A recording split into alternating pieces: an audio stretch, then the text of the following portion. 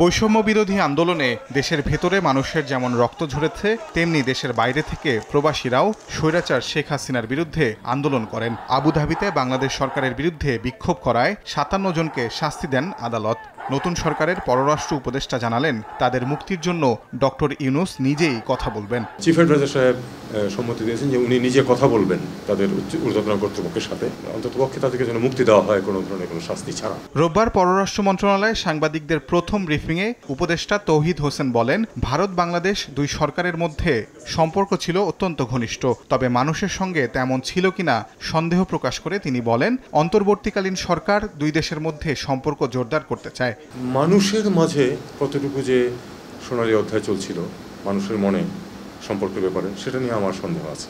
কাজে আমরা চেষ্টা করবো যে আসলে সম্পর্কটা শুধু দুটো দেশের মধ্যে না, দেশের সরকারের মধ্যে না, দুটো দেশের সার্বিক যে অস্তিত্ব তার মধ্যে মানুষ খুব গুরুত্বপূর্ণ। মানুষ যেন ভাবে যে ভারত আমাদের খুব ঘনিষ্ঠ বন্ধু, আমরা এটাই চাই।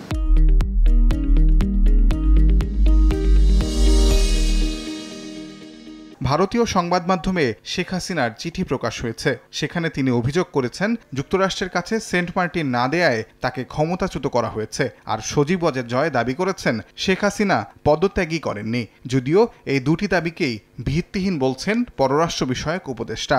তিনি পদত্যাগ করেছেন এবং পদত্যাগপত্র রাষ্ট্রপতির কাছে আছে, এইটুকু তথ্য কনফার্ম করা হয়েছে। আমি শুধু এটুকু বলতে পারি যে আমি এরকম কোনো অঙ্গীকার করিনি। আমার খুব সন্দেহ যে রাস্তার ছাত্ররা এই অঙ্গীকার করেছে গিয়ে আমেরিকার কাছে, খুবই আনলাইক। এদিকে সংখ্যালঘুদের ওপর হামলার ঘটনাগুলো যতটা না ধর্মীয়, তার থেকে বেশি রাজনৈতিক উল্লেখ করে তৌহিদ হোসেন বলেন, অন্তর্বর্তীকালীন সরকার কোনো হামলায় বরদাস্ত করবে না। আগুন লাগিয়ে দেওয়া বা আঘাত করা, এটাকে কোনো অবস্থাতেই মেনে নেওয়া যায় না। তাজওয়ার মাহমিদ, সময় সংবাদ, ঢাকা।